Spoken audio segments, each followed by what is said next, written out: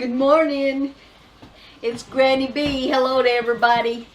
First of all, I want to say thank you for everybody who has subscribed to me and is staying with me, so I really appreciate y'all. I want to start off by saying I am so thankful for so many things, and today has been unbelievably gracious to me. We had to go to town, had to get some stuff for our animals, and walked into the farm store, and right off the bat we ran into Bear Independent. Some of y'all know him. If you don't, you need to check out his videos. He's a prepper and survivalist, and he has a lot of good information. His wife Harmony was with him. Her website is Hommy Biscuits, and she sells essential oils. But anyway, we had a good visit, and then we went to the grocery store because Cast Iron Skillet, Chef John and Rebecca did a dish the other day called scarpaiele, I think. Don't give me points off on that. But anyway, it looked so good, and I told them, I said, oh man, I'm going to try this. So I went and all I needed was some sausage. So we got a beef smoked sausage, and we're going to fix that scarpaiella later today. But another blessing is, at the grocery store, we found 6 of these rolls, 3-pound rolls of hamburger meat, marked down to $6.86. So that's just a little over $2 a pound for hamburger meat. It is the 73% lean, so 27% fat. That is a higher fat. But I just, whenever I fix it whenever I scramble it up, brown it up, or make hamburger patties, I just save the fat anyway. I render the fat out, and I use the fat in my other cooking. Y'all have seen some of those videos. But anyway, we got 6 of those. We're going to put them in the freezer. Anytime I can get a bargain like that, I'm thrilled. Next blessing. And Papa Bruce is laughing at me again. We bought our first watermelon of the day, came home and sat on the front porch. It's a beautiful, cool day. And this is how we eat watermelon. He's on one side, I'm on the other side, and both of us have a fork, and we just go to it.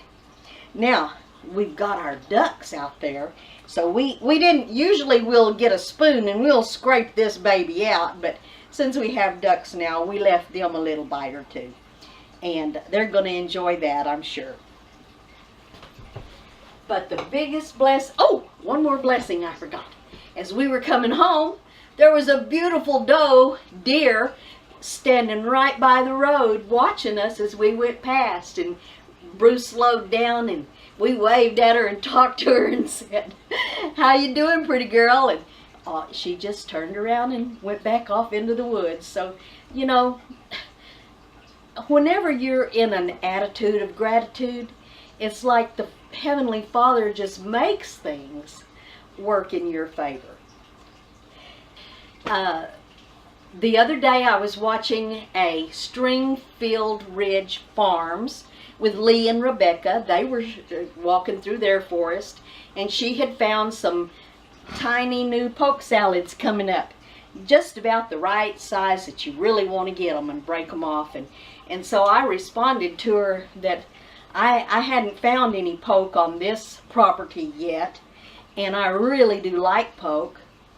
But on our way into town, and I was telling her I hadn't seen any so far this year. So I was going to have to go and ask one of our neighbors in Cameron, Oklahoma, if we could come over and visit her, because she has poke all over the place, and so I know she would let me come and pick poke. But on our way into town, we saw several, and it's already big. But this is how wonderful my darling is. On the way home, he stopped and got out of the car and went and picked me some of this poke. Now granted, it's big, but it hadn't started blooming yet, so it's still all right. And all I'm going to do is take these leaves off and put them and cook them down, and we'll have poke for supper. So anyway, he just pulled all these, and because he knows I love it so much, and we haven't found it here on this property yet, then he even went so far as to find a limb that he could dig into the ground with.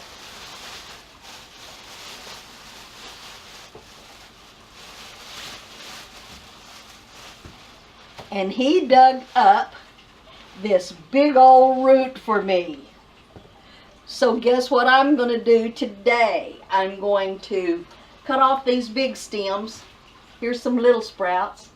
So I'm going to cut off these big stems, and I am going to plant this big old root so I can have poke next year when I want it.